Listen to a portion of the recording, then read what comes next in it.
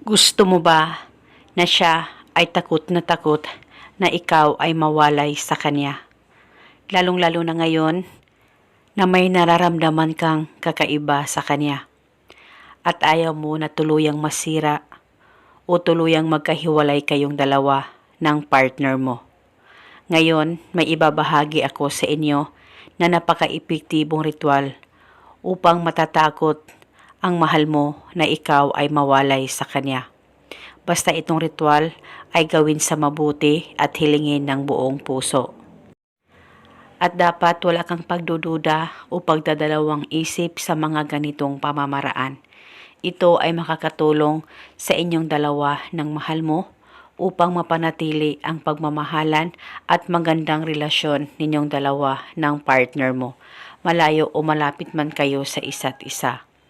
At itong ritual ay pwede gawin sa kahit na anong araw o oras na gusto mo.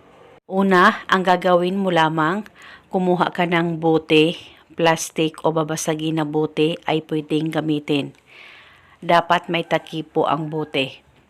At pagkatapos ay lagyan mo ito ng kalahating oil. Kahit na anong oil na meron ka ay pwedeng gamitin. At pagkatapos mo nang malagyan ito ng oil, ay maglagay ka rin ng kaunting pabango.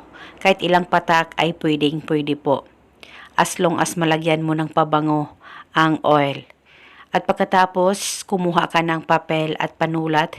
Isulat sa papel ang kanyang tunay na pangalan at apelido ng 7 beses. At pagkatapos mo na itong masulat, tupiin o i-roll ang papel at ilagay ito sa loob ng bote. At pagkatapos mo nang malagay lahat, pwede mo nang takpan ang bote at itago sa safe na walang makakakita at makakaalam. Pwede mo rin itong dalhin kahit saan ka man magpunta. Wala na po kayong kailangan pang banggitin o ibulong na spell, basta gawin itong ritual na tama ang pagkagawa mo.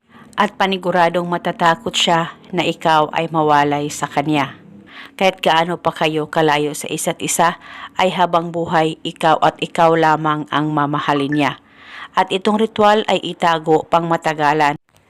Pwede mo itong dalhin o pwede itago sa damitan mo as long as ito ay nasa safe na walang makakakita at makakaalam.